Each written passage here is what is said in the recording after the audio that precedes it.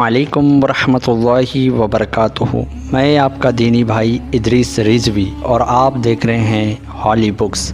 पिछले नसीहत में हमने देखा कि मूर्ति पूजा करने वाले जानवरों के समान कहा गया है। मूर्ति पूजा वैदिक मत का हिस्सा ही नहीं है और वेद आदि ग्रंथों से भी पता चलता है कि एक ही पालनहार है। पर यहाँ सवाल उठता है, क्या किसी किताब में एक ईश्वर का जिक्र होने से वह अल्लाह का कलाम हो जाएगा? बिल्कुल नहीं।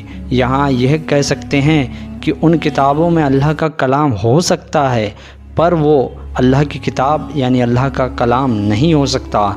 जिसका एग्ज़ाम्पल हम इस तरीके से समझ लेते हैं कि एक ईश्वर का ज़िक्र तो सिखिज़म में भी है, गुरु ग्रंथ साहिब में भी है, तो क्या वो अल्लाह का कलाम सिद्ध हो जाएगा? बिल्कुल नहीं। उन्हीं में से एक वेद भी है। ना ही वो अल्लाह का कभी पहले कलाम था, ना है और ना कभी हो सकता है। पर यहाँ ये बात हमें पता तो चल ही जाती है कि पालनहार एक है जिसने पूरी कायनात को बनाया। हर जानदार को उसी की इबादत, उसी की पूजा, उसी की उपासना करना चाहिए। एक बंदे को अपने रब के बारे में कैसा अक़ीदा होना चाहिए ये जानना भी ज़रूरी है, और सच्चे पालनहार की सिफ़तें यानी गुण क्या होने चाहिए उसका भी इल्म होना ज़रूरी है। अल्लाह कौन है, कैसा है, कुरान ही क्यों अल्लाह का सच्चा स्वरूप कुरान में ही क्यों बताया गया है, उससे जानने के लिए नीचे डिस्क्रिप्शन बॉक्स में एक लिंक है हुज़ अल्लाह, जो मैंने काफ़ी पहले लिख चुका हूँ। पढ़कर आप जान सकते हैं अल्हम्दुलिल्लाह कि अल्लाह सुब्हानहू व तआला कौन है, कैसा है, और कुरान ही में ही क्यों अल्लाह का सही जिक्र है। इस वीडियो में हम देखेंगे कि वेदों में जो एक ईश्वर का स्वरूप दिया गया है, क्या वो रब कहलाने के लायक है, क्या वो इबादत के लायक है। इसका नतीजा आप वीडियो के आखिर में जान सकेंगे, इसीलिए वीडियो को आखिर तक देखते रहिए। और हाँ, मैं आपको यहाँ पे एक बात बताते चलूँ कि जो दयानंद सरस्वती जी ने अपना एक नया मत शुरू किया है, उसकी बुनियाद 3 चीज़ों पे रखी है: आत्मा, परमात्मा और प्रकृति। उनका कहना है कि तीनों भी अनादि है, मतलब तीनों भी अजन्म है, इनका कभी जन्म नहीं हुआ। अगर इसी बातों पर गौर फिक्र किया जाए तो यहाँ पे एकार ईश्वरवाद कभी हो सकता है भला? ये तो खुला शिर्क है। पर आए इस पर भी थोड़ी बातचीत कर ही लेते हैं। शतपथ ब्राह्मण जो यजुर्वेद का ब्राह्मण ग्रंथ है, इसके कांड 2 अध्याय 1 ब्राह्मण 1 कंडिका 11, 12 और 13 में क्या कहा जाता है इस पर भी गौर करते हैं। 11 में कहा जा रहा है कि प्रजापति यानी वैदिक ईश्वर ने भू से पृथ्वी को उत्पन्न किया यानी पैदा किया, भव से अंतरिक्ष को और स्वाहा से गोलोक को। और पूरा कॉन्टेक्स्ट पढ़ने के बाद तो ये बात पता चली कि उसने कैसे कैसे हर चीज़ को पैदा और उत्पन्न किया। और जब 13 कंडिका पर हम पहुँचेंगे तो साफ साफ पता चलता है कि वैदिक ईश्वर ने भू से आत्मा को, भव से प्रजा यानी इंसानों को और स्व से पशुओं को उत्पन्न किया यानी पैदा किया।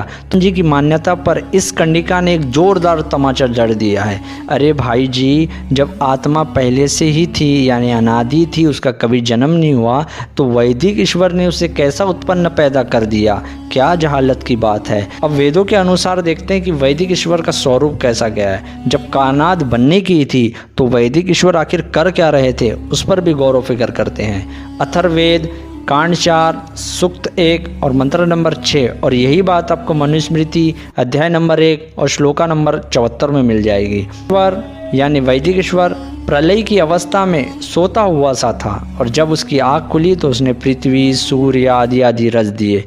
जरा नाजरीन, वैदिक ईश्वर सोता भी है, क्या ऐसा पालनहार हो सकता है भला?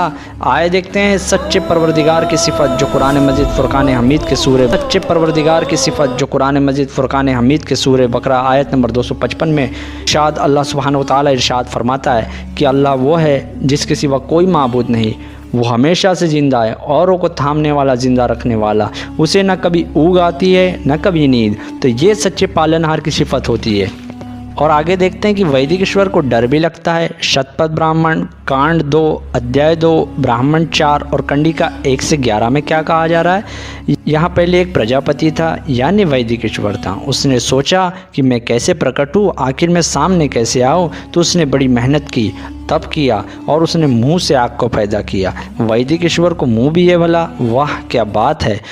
चूँकि उसने उसे मुंह से पैदा किया इसीलिए वो हर चीज़ को खाने वाली है, यानी जलाने वाली है, नस्तनाबूद करने वाली है। वैदिक ईश्वर ने सोचा मैंने इस आग को पैदा तो कर लिया और अपना अन्न खाने वाला बनाया, और मुझे छोड़कर कोई दूसरा भी नहीं है जिसको ये आग खा सके। उस वक्त पृथ्वी भी गंजी थी, यानी उस पर पेड़ पौधे चरिंद परिंद कुछ भी नहीं था। तो वैदिक ईश्वर को ये बात बड़ी सताने लगी, आखिर मैंने उसे पैदा तो कर लिया पर उसके लिए कोई खुराक ना बनाई। उतने में आग मुंह फाड़कर वैदिक ईश्वर को खाने के लिए दौड़ चली। उसको देखकर वैदिक ईश्वर डर गए और उनकी वाणी चली गई। इससे इस तरीके से समझे कि डर के कारण वैदिक ईश्वर की बोलती बंद हो गई। उसने सोचा, यानी वैदिक ईश्वर ने सोचा अच्छा, और अपने हाथ मले। भाई साहब हाथ भी है, क्योंकि उसने हाथ मले इसलिए ये लालच का साइन हो गया है। फिर उसने दूध दही घी की आहुति दी। अरे भैया जी, दूध दही घी बिना गाय भैंस बकरी ऊँट ईटीसी जानवर के बगैर कहाँ से आ गया। बहरहाल आगे देखते हैं। वो आहुति आग को पसंद नहीं आई क्योंकि उसमें बाल था। शायद बाल वैदिक ईश्वर का भी हो सकता है। जैसे तैसे वैदिक ईश्वर ने आग के लिए खाने का कुछ इंतजाम कराया और अपनी जान छुड़वा ली। और वैदिक ईश्वर पर और चर्चा करते हैं कि अगर जाने अनजाने में किसी इंसान से गुनाह सर्जत हो जाता है तो वैदिक ईश्वर उसे मुआफ़ नहीं करता बल्कि सज़ा देता है। यानी यहाँ रहम नाम की कोई चीज़ नहीं है, बल्कि सच्चे पालनहार तो तव्वाबुर रहीम है, बहुत तौबा को कबूल फरमाने वाला है। अगर किसी इंसान का आखिरी वक्त भी हो और उससे अपनी गलती पर नदामत हो जाती है और वह सच्चे दिल से अपने रब की तरफ रुजू करता है, माफ़ी का तलबगार होता है, तो इंशाअल्लाह अज़्ज़ व जल उसको अल्लाह सुब्हानहू व तआला माफ़ फरमाता है।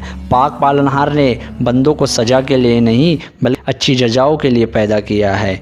अलबत्ता किसी बंदे ने गुनाहों पर सर आमादा रहा और गुनाह कसरत से करता गया और तौबा नहीं की तो बेशक अल्लाह इंसाफ़ करने वाला है और मैदान मैशर में उसे सज़ा ज़रूर मिलेगी, क्योंकि वो इंसाफ को पसंद फरमाता है और राई के दाने के बराबर भी किसी के साथ जुल्म नहीं करता। अगर किसी ने एक नेकी की है तो वो उसका बदला उसे देगा, और जिस किसी ने एक गुनाह भी किया है तो उसकी सज़ा उसको इंशाअल्लाह मिल के रहेगी। तो आपने देखा मेरे भाइयों कि वेदों में ईश्वर का क्या ज़िक्र है। इतना मोहताज, इतना लाचार, सोता भी है, डरता भी है, हाथ भी है, मुँह भी है। और वैदिक ईश्वर साकार है या निराकार, इस पर मैंने कई आर्टिकल बना चुका हूँ, वीडियो भी बना चुका हूँ। तमाम का तमाम लिंक आपको डिस्क्रिप्शन बॉक्स में मिल जाएगा। अब समझे मेरे भाइयों कि तौहीद और सच्चा खुदा, खालिक के कायनात और मालिक के कायनात, सच्चे सिफ़तों वाला परवरदिगार सिर्फ कुरान में ही है। इसलिए पाक पालनहार ने क़यामत तक के लिए इस्लाम को ही दीन कहा और पसंद फरमाया है, क्योंकि यही सच्चा ईश्वर का ज़िक्र बताने वाली किताब है, यही निजात दिलाने वाली किताब है। तो आइए मेरे भाइयों, सच्चाई की तरफ आइए, इस्लाम की तरफ आइए। नबी करीम सल्लल्लाहु अलैहि वसल्लम की बारगाह से ही सच्चा रास्ता मिलता है। आओ सच्चाई की तरफ। एक अल्लाह, एक नबी, एक कुरान और निजात 100%। सच्चाई को जानो, हक़ को जानो। आस पड़ोस वाले गरीबों, मुफलिसों, मजलूमों का हिस्सा अपनी दुआओं में ज़रूर रखें। इसी तरीके से और नई इल्मी बातों के साथ मिलते हैं। इजाज़त चाहता हूँ। अस्सलामु अलैकुम वरहमतुल्लाहि व तआला बरकातहू।